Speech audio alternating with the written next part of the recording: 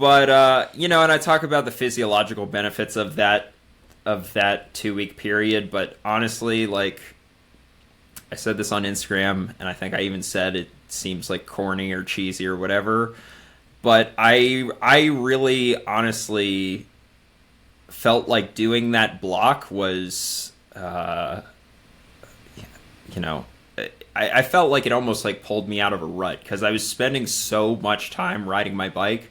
And honestly, for a long time, I felt like when I was riding my bike, that was the only time that I was happy, because if I wasn't riding my bike, I was at home, and my home is where both of us lived for so long, and it's just too many memories, and then I'd get out on the bike and I'd kind of escape it for a while. And when you're spending 40 hours in a week escaping, it's like you actually can escape it.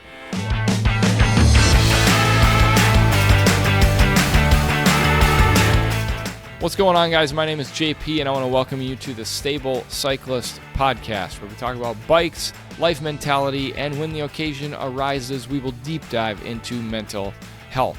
My guest this week is Dylan Johnson, and Dylan is a returning guest. He's an ultra-endurance athlete and member of the Lifetime Grand Prix, but contrary to what you might think, we're not going to deep dive into aero gains or dorky mountain bike tire nerd out or anything like that. We're actually going to go pretty deep into his personal life and things that he's gone through in the past year. Now, before we get into the interview, I do want to say it's been a really exciting week here at the Stable Cyclist, because just 1 week ago, we released Madahe Together.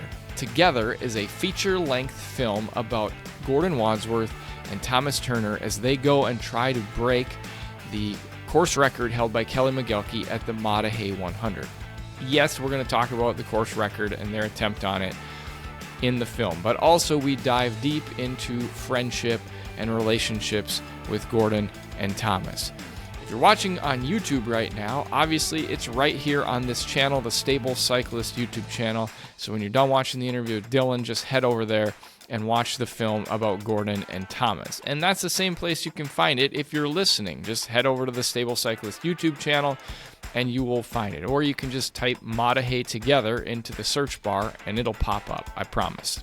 As I said, an amazing conversation with Dylan today, so I want to get everybody into the studio at once and let's get this thing started. Well, Dylan Johnson, welcome back to the Stable Cyclist podcast. You've had a wild year, we'll just say that, since you were last on here in February. How are you doing, man?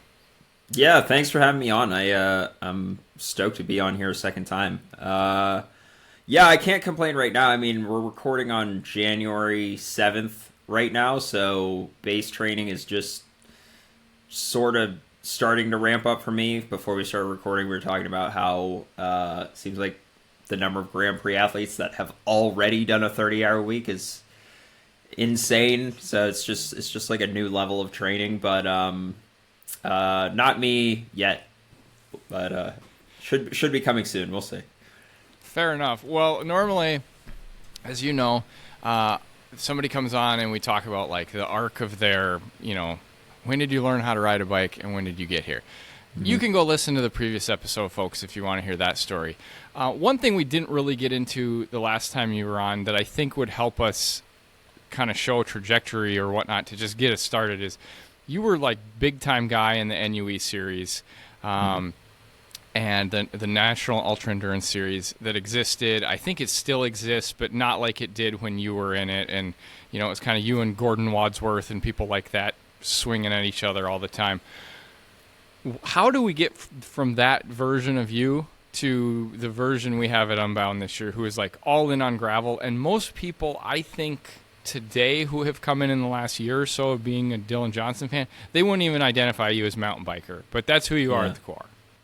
Yeah, it's actually funny to think about. I mean, the way you put that, if somebody started following me within the last year, they might not even know that I used to be a mountain biker. Like I wouldn't have classified myself as any other type of cyclist. So, yeah. So for those who don't know, the NUE series is a national series for 100-mile mountain bike racing. They also have a shorter distance, 100K series, I guess, or marathon distance series. I focused on the 100-mile series, that one was a little bit more competitive than the 100K series.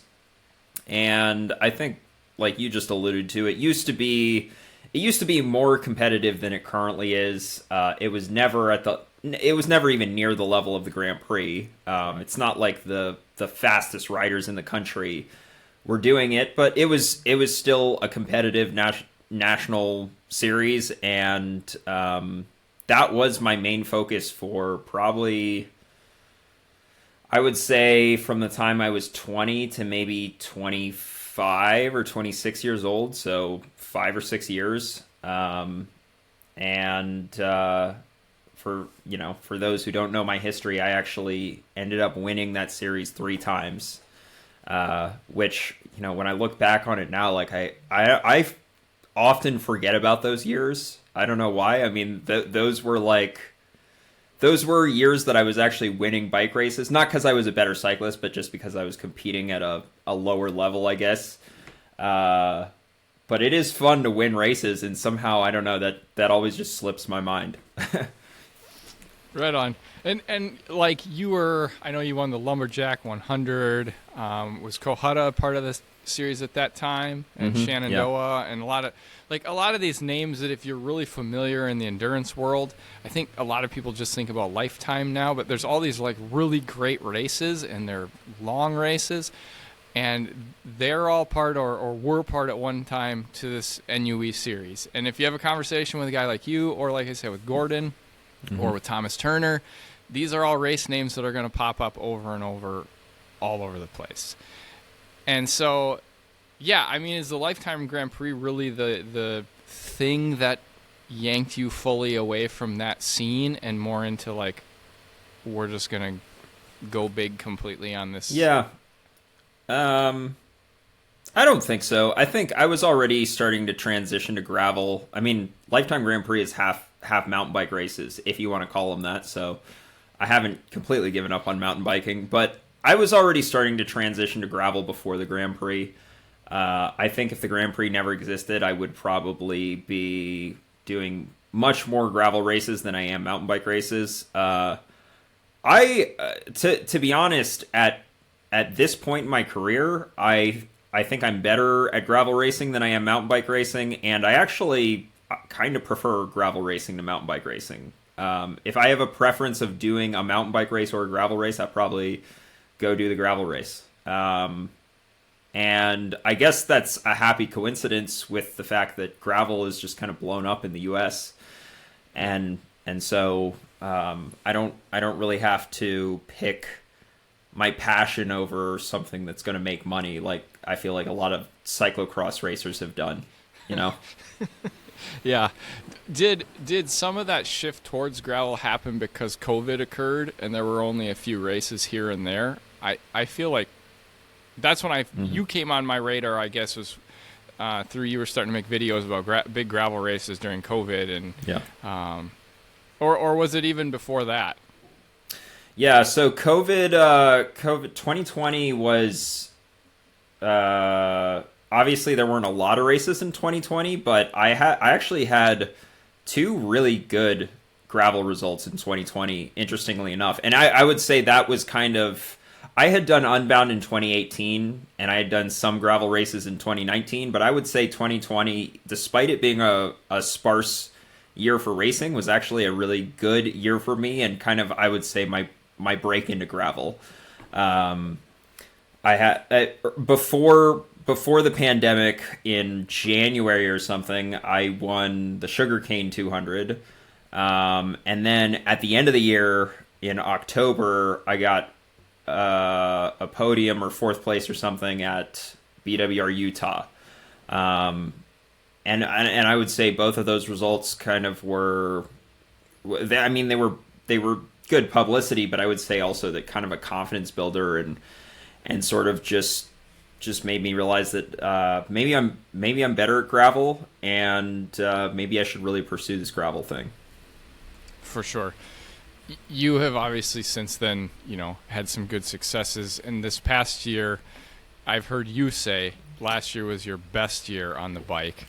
And we're going to get into like the ins and outs of that, but one of the reasons I had you back on this show, last year when you were on, we got done with the interview, and this show, we always say, is about bikes, it's about life mentality, and it's about mental health. And we basically talked about bikes for an hour last year, and you basically apologized to me afterwards, and you're like, look, man, I just don't have a lot of experiences like to share about the other stuff.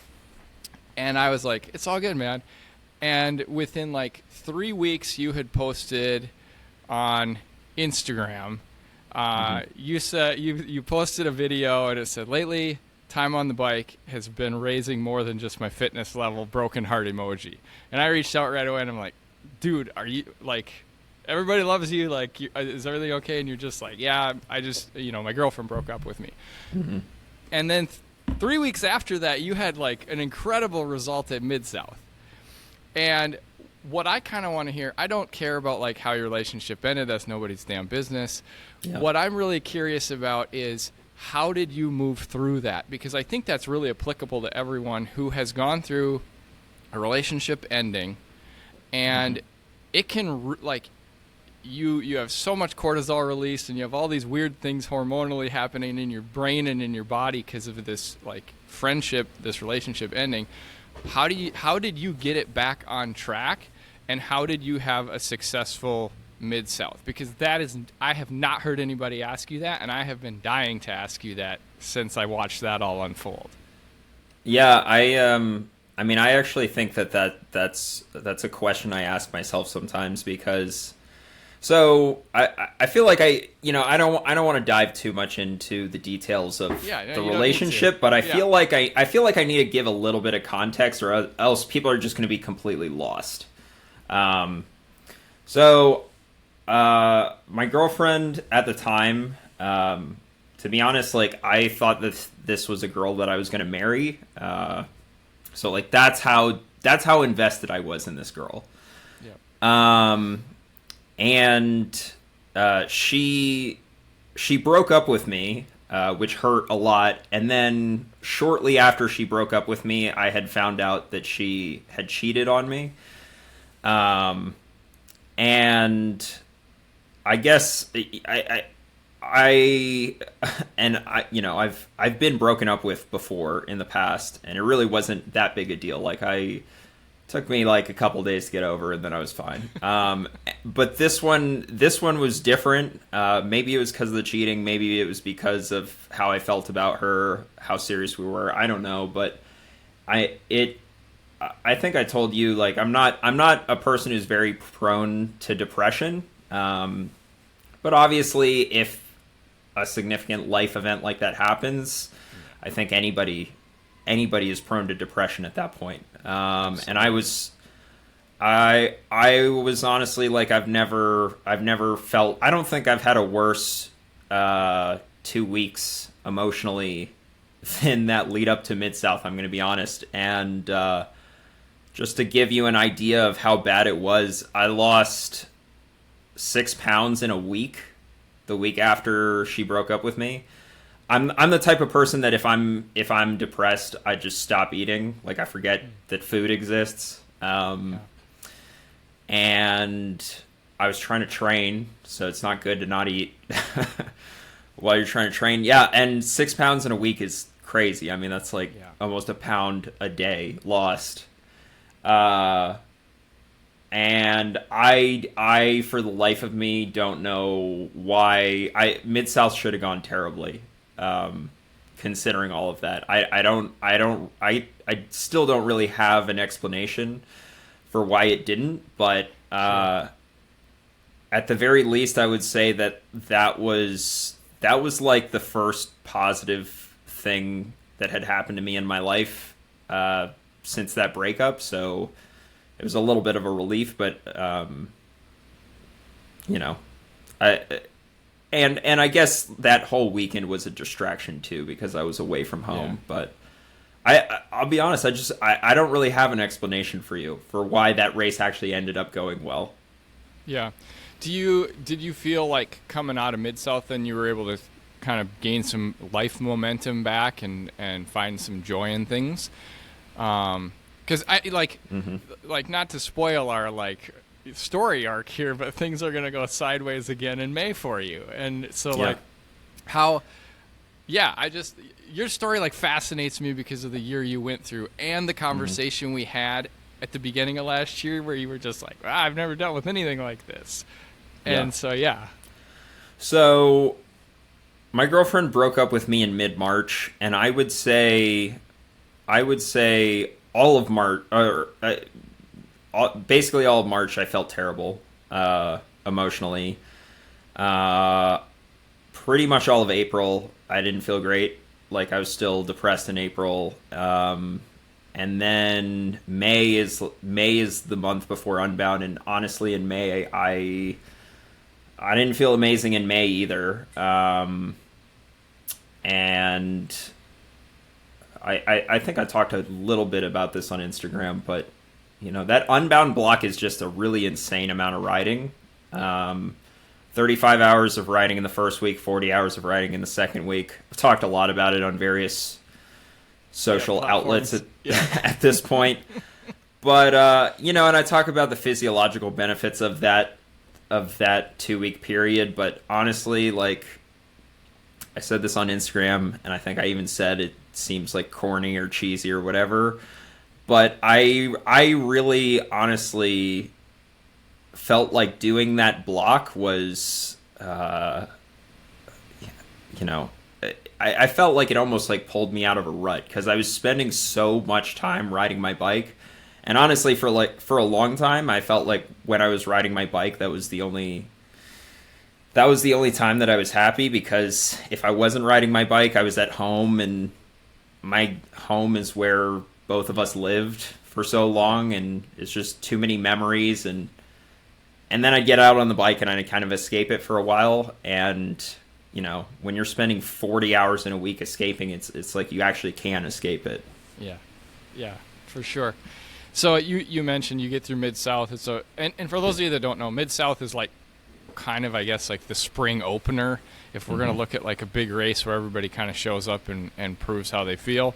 You got fifth there. Everything is starting to go okay. You finished that giant block for Unbound. And I know I've heard you say like, man, I was like, this is going great. And then on May 17th, you post a picture of you lying in a hospital bed. And you've had some history of like throat abscess issues, and here it comes again 2 weeks before you're like the event for Dylan Johnson Unbound. So kind of like we go from that to the greatest result of your life 2 weeks later. And again, other than the whole like, well, I got a lot of rest and that's what my body needed. I think a lot of us are still looking at it like, what the hell is going on here? Like, how did you move through this mentally? Because it must have been crushing to be laying in that hospital bed thinking, what are we doing here? Yeah. So I think 4 or 5 days after I ended the block, I was in the hospital with the abscess. I was driving out to Texas to do Gravel Locos. And on the drive out, I started getting a sore throat, and I was like, well, maybe I'm sick. But then at a certain point, at least I know what the difference between an abscess and a sore throat feels like. A sore throat is just kind of scratchy. It's annoying, but it's not painful. An abscess is painful. Like you swallow and there's pain. I was like, that's not a sore throat. So I knew the deal. I went to the emergency room in Texas, and I told them I got an abscess less than 6 months ago, so I kind of think that that's the same thing, because they told me that there's a chance that it comes back. Sure. And sure enough, it was. And I had to get it drained. And honestly, leaving the hospital that day was a very low point. I thought that my chances of doing anything at Unbound were zero, to be honest with you. I thought I was still going to race the race, but I thought it wasn't going to be a good race. There's no possible way it could be a good race. I was going to be on antibiotics, and a lot of times antibiotics mess with people's performance, and I would have to take a little bit of time off the bike, and I was just like, there's no way. I'm gonna have to throw away, all that training I did was for nothing, which I know is like not the case. Like even if I didn't do well at Unbound, that training would be in the bank for later. But that's just kind of thought processes that you're having when something like this is happening to you. And yeah, that was an incredibly low point leaving the hospital there. So how do you then get, you said it, like everybody thinks that, right? Mm-hmm. Not necessarily that they just had an abscess, but like you have a big injury right after a big amount of training and you're fit, or you get sick and everybody's like, man, that was all for nothing. And you just said that went through your head. You've got 2 weeks until June 3rd at Unbound. Unbound is like the Super Bowl of gravel. We'll just say it. It's the Super Bowl of gravel. The UCI can go pound sand. So, and you're really fit. So how do you get yourself to where you're like, well, I am going to race, but I'm not sure how this is going to go, to, I'm like kind of in the front group. And at one point I even think I'm in the lead, even though my mom tells me later I'm not. So yeah, like, right. Tell us how we get there. Yeah, so coming back after the abscess, I mean, I just had to take it one day at a time. And I had an allergic reaction to... I was on amoxicillin and I was on prednisone. And one of those two things I had an allergic reaction to. I don't know which one it was. But, I was, like, covered with this rash all over my body. And it was gross. And honestly, it kind of messed my skin up for a long time afterwards. Like I felt like whatever. We don't need to go there. But it was gross, and I hated it. And I don't think it had an impact on my performance, but it was just such like, I mean, if I had unzipped my jersey at the finish line of Unbound, it would have been disgusting looking. Sure. And no one, I don't know how many people even know that, but like, yeah. So yeah. But as far as like training on the bike, I was sort of taking it one day at a time. Like I very much eased back into it. I didn't just immediately, get back on the bike and do 6 hours or something. I eased back into it. Yeah. And, despite being on antibiotics, I actually didn't feel terrible on the bike. Obviously, the first couple of days back were a little rough, but I think that's just because I had taken 4 days off in a row. Yeah. So that's to be expected. But I think by the weekend before Unbound, I decided to do a workout. I actually did what I call an extended VO2 max session, where it's not quite VO2 max intensity. It's an intensity that's between threshold and VO2 max, so that you can do more of them. Yep. And that workout went great. That workout went really good. So I was like, I'm probably gonna be. I'll probably be okay. In fact, after that workout, I had a lot more confidence. And I said to myself, "Look, I'm not gonna race this race like I just had a throat abscess. I'm gonna race this race like I'm trying to do as well as I possibly can. Just like was the plan before. Just like always. So yeah. And I think I absolutely nailed the taper from that massive block that I did. I talk about this on my YouTube channel, but because I was forced to rest so heavily, honestly, like I felt like I was good to go a week before the race. Like I feel like I didn't even need the 3-week period that I gave myself. Yeah. And then on race day, I mean, I had amazing legs on race day. Like, you start the race and, 400 watts feels like 300 watts type deal. You know what I mean? It's just easy. So I was like, okay, this is going to be a good day, hopefully. And I think the thing about Unbound is there's no decisive point in the race. Like, there's not a climb where a lot of people get dropped, or there's not, for the most part, there's not like a technical section where a lot of people get dropped. It's just a war of attrition. That front group is going to get smaller and smaller and smaller and smaller. And that front group stayed really big throughout most of the day. But then you get into the last 50 miles, and I'm like, there's only 30 of us left. Oh, there's only 20 of us left. Oh, there's only 10 of us left. You know what I mean? Like, and you keep... it got to this point where, we're so late in the race, and I think there was, 10 of us left or something. And I was just like, this is gonna be my day. Without knowing my final finishing placing, I was just like, even if I finish last out of all of these guys that I'm racing with right now, that would be an amazing day. So, yeah, that was a really good feeling. Yeah, for sure. So you go through, you get out of Unbound, you kind of finish your season out, and you have some solid performances the rest of the way. And then, we kind of moved from two personal events to a community event, in that your town that you live in the mountains, gets hit by a hurricane and flooded substantially.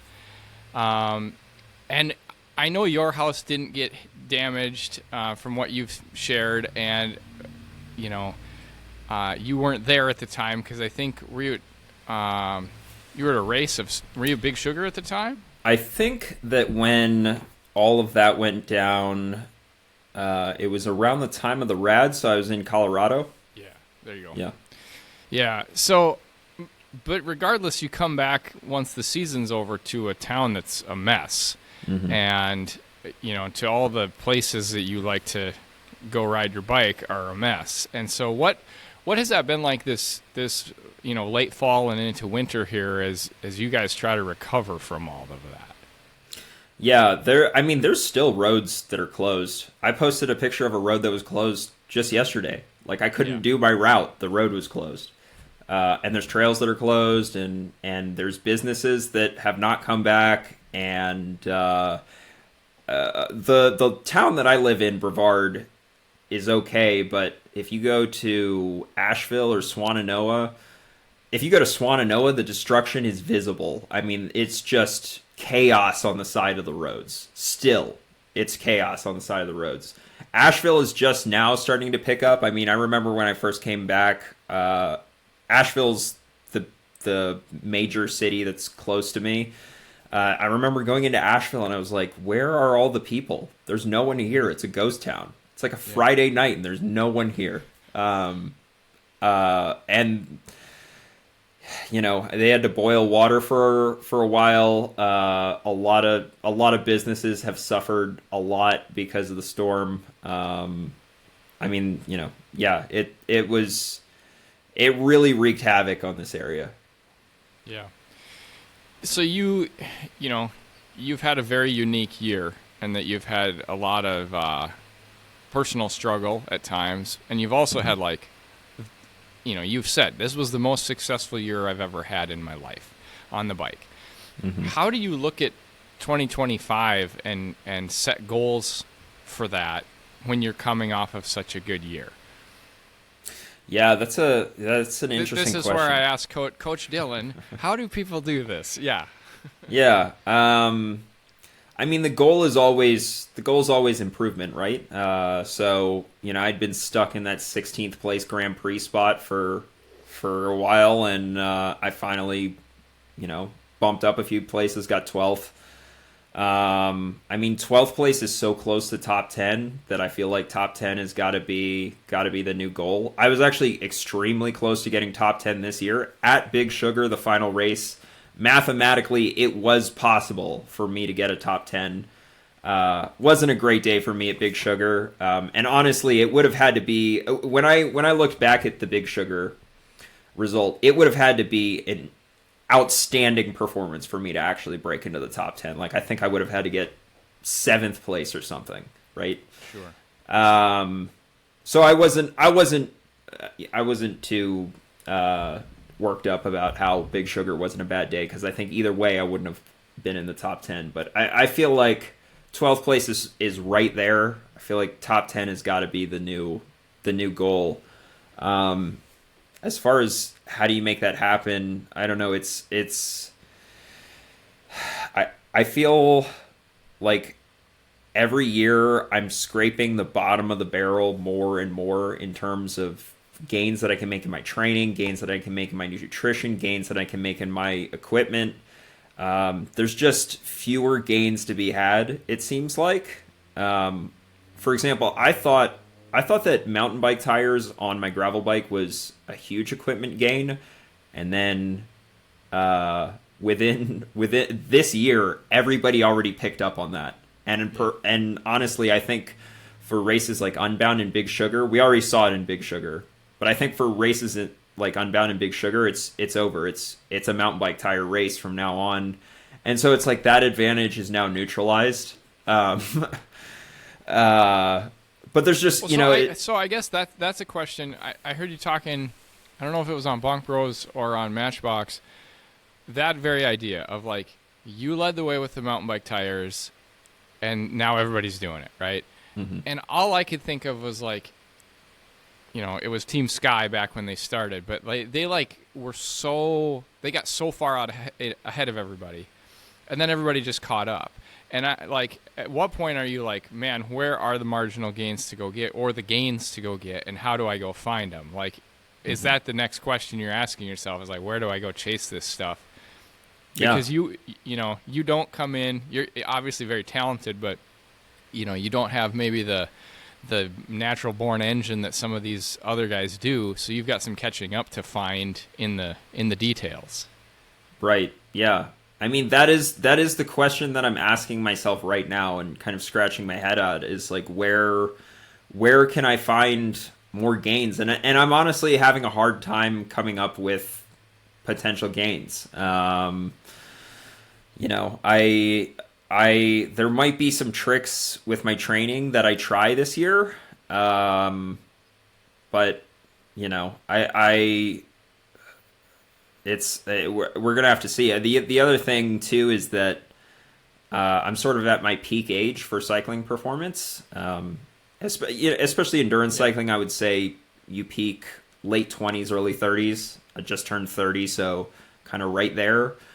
And just being a realist, as far as my age goes, I'm not going to get any free gains from getting older from here on out. If anything, it's going to be the opposite. So, got to keep that in the back of my mind too. But yeah, I mean, it's a struggle. It's actually crazy how quickly gravel has sort of become an arms race, just like road did, where you need to have an aero bike, you need to have a bike that can fit mountain bike tires, you need a hydration bladder in your skin suit, like a regular pack won't do anymore. It's funny, 3 different companies came out with a hydration bladder skin suit the day of Unbound this year. Yes. 3 different companies all had the same idea. It's just gravel is innovating probably as quickly as road is. It's just a newer discipline. So, yeah. Okay, that was a lot of serious stuff. We're gonna get into some fun stuff now. Okay. We have developed the gas station question, and that means if we're out on a long one, like 5, 6, 7 hours on the bike, and we need to stop, and we find like this is a small town gas station, like rural. We're not talking, I asked this to Chase Wark, and he said, well, I'm going to go for the fountain drink. And I said, it's a rural gas station, Chase. They don't have fountain drinks there. So what are you going to get at this rural gas station on our bike ride when we stop? I don't know if this is going to be an acceptable answer, but I hate stopping on training rides, and that includes gas stations. I guess I have to stop for water when it's hot. I can't remember the last time I bought something at a gas station on a ride. I'm gonna be dead honest. I just don't I don't stop at gas stations. I carry the nutrition that I need for the entire ride, and I don't stop. I also am not a fan of coffee rides. Like I don't like. It's fine if it's at the end of the ride, but I don't like riding for 2 hours, stopping to have coffee for 45 minutes, and then riding for another 2 hours. I feel like such dog when I start riding again. Fair. The coffee ride doesn't make any sense to me because I'm kind of time constrained. So the idea that we're going to stop and just like waste riding time is silly. But yeah, I think we just heard, folks, why you are not on the Spirit ride or whatever, the gravel Holy Spirit ride or whatever it is. Yeah. I don't think those guys would invite me regardless, but yeah. All right. Next question. Do you have like a dream location that you like to ride gravel in? Dream location.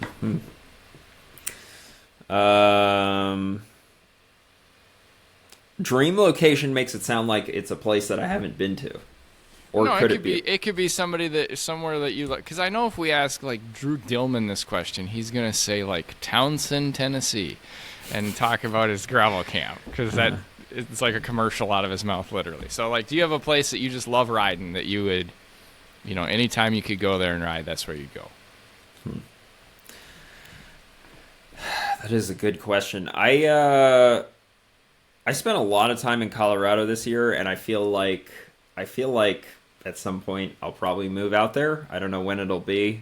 I keep dragging my feet on it, and it's not like I'm looking at houses out there right now, so I'll probably drag my feet on it some more. But like I thought the gravel around the Boulder area was really awesome, and the Boulder area is not the only place that has awesome gravel in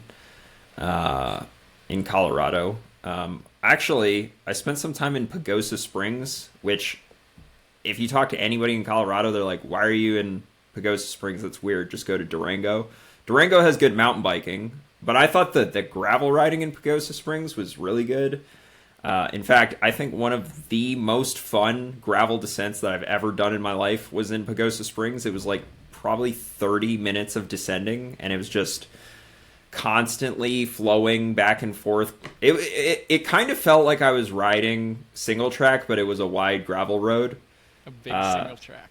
Yeah, it was dope. Yeah, I guess I'll say Colorado. Okay.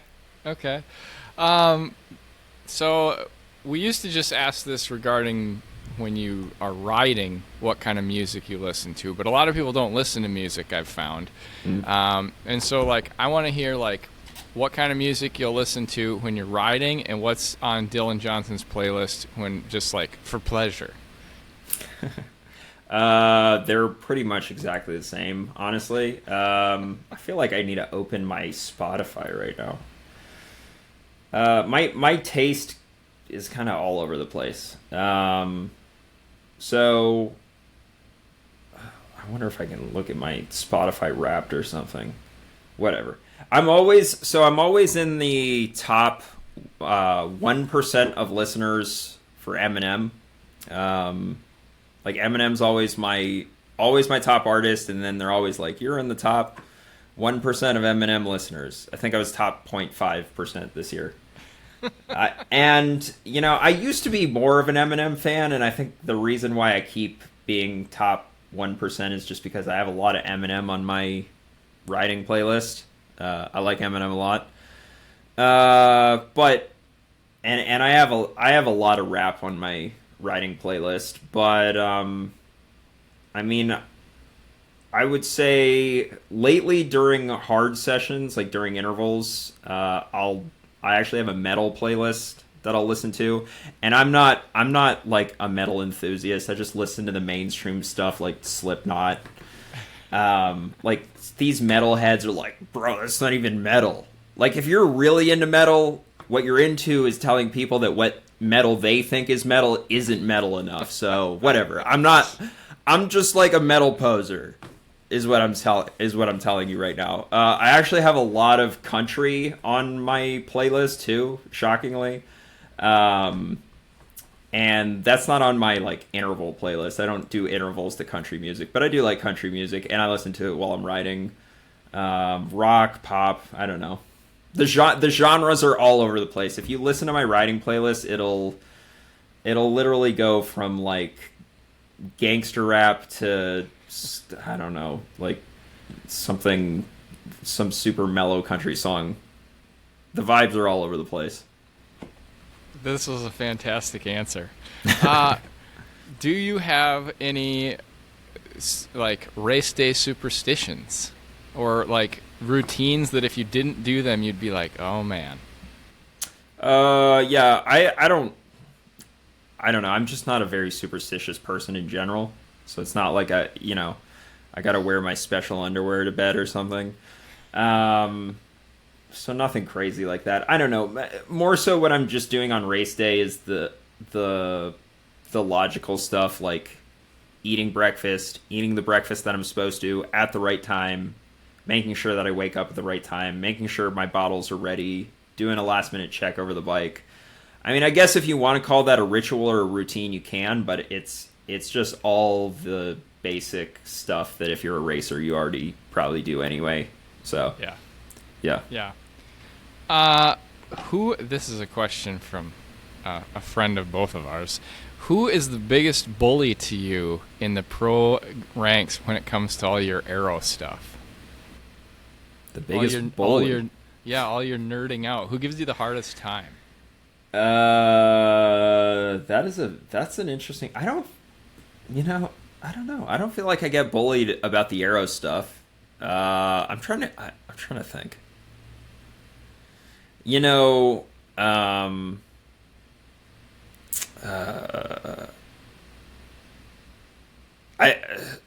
don't know. I feel like I could answer this question for other people, but not my. I don't know. People lay off of me. Maybe it's because I don't win races. So sure. I don't know. I'm not threatening, right? Yeah. Because I'm not winning. So they're just like, oh, there's Dylan. He does YouTube. He's a dork. Fair. We're not going to pick on him. He's never won anything except for NUE races. So fair. Who is a bigger nerd, you or Chase Wark, when it comes to all this geeky tech stuff? I think that Chase Wark's actually a bigger nerd, and I think that it's unfortunate that he doesn't have a YouTube channel to talk about it. I mean, I think Chase out-arrowed me for his Unbound bike. There were a lot of things that we had in common with our two bikes. Like, we both had the mountain bike tires, we both had the Lauf fork, but then he had a freaking disc wheel, and he had like this fairing on the front with hydration in it, and he had a frame pack, and I mean, yeah. He definitely one-upped me in terms of aeroness, and I think we were actually talking, too, about our power files, and he's like, dude, that, and maybe this is just the way the race was playing out, but he's like, I spent the first 100 miles off the front at Unbound, and my power was lower than yours, and you were sitting in the pack. And I was like, oh, okay. Again, maybe that's just the way the race was playing out. Maybe it's actually...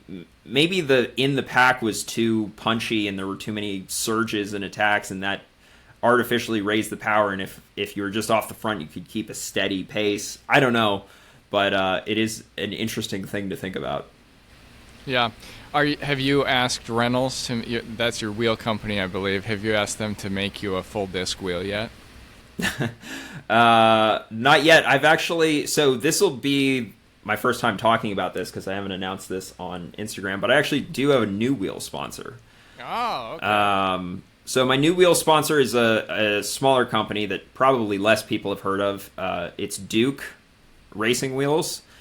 And I think that probably the most exciting thing about working with them is their aero gravel wheel. A lot of people, rightly so, took note of when Zip came out with the 303 Explorer, which is a super wide, deep wheel made for being aerodynamic with a wider tire.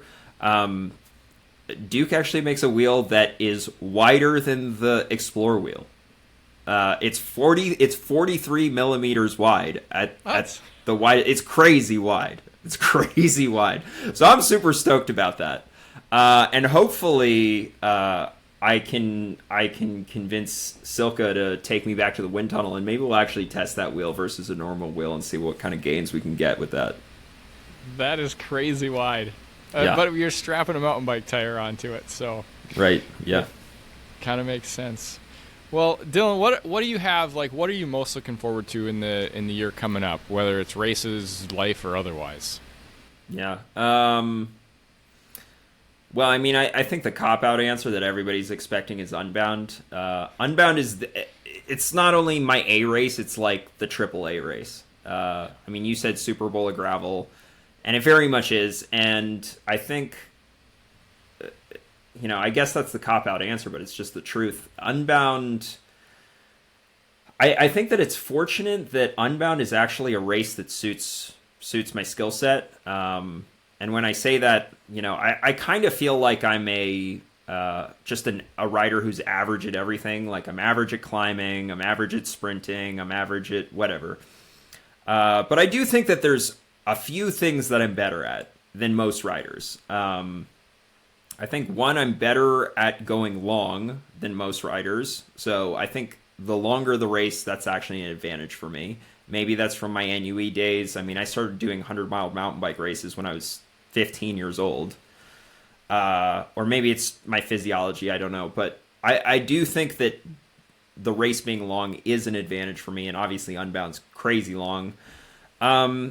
And then I do think that also just because of how much detail I put into optimizing the aerodynamics of my setup and the aerodynamics of my body, with what I'm wearing, and then also my position, I think that courses where aerodynamics matters a lot, so races like Mid-South where the average speed is 22 something miles an hour, or Unbound where I would have never thought this before, but the winning average speed of Unbound was 22 miles an hour. I do think that those kinds of courses are courses that I can do well at, because I do think that I'm saving a bit of energy over my competition, just aerodynamically speaking. So I think that probably those two things falling into place make Unbound actually a race that suits me, and it's a happy coincidence that Unbound happens to be such a big deal in the gravel world. And I will say, too, that it's actually probably the most stressful week of my entire year. I feel like stress levels are at an all-time high the entire week leading into Unbound, but it's well worth it. Yeah, definitely. Well, myself and everybody who listens here at Stable Cyclist, we are wishing you like the best possible year, and hopefully a little bit less personal drama as well for you coming up. Yeah, I appreciate that. Thanks for coming on today so much, Dylan, and we just, like I said, wish you the best of luck, and obviously we'll be cheering you on from afar. Yeah, thanks. Thanks for hanging out today on the Stable Cyclist. Stable Cyclist is a every other Friday podcast where we talk about bikes, life mentality, and when the occasional rises, we will dive deep into mental health. If you like what you're hearing on this podcast or seeing, be sure to give us a 5-star rating on iTunes or Spotify. And if you're watching on YouTube, be sure to hit the thumbs up button so that more people can help find it. Finally, more important than anything you've heard all day, something to take with you for this week, please remember that you are loved.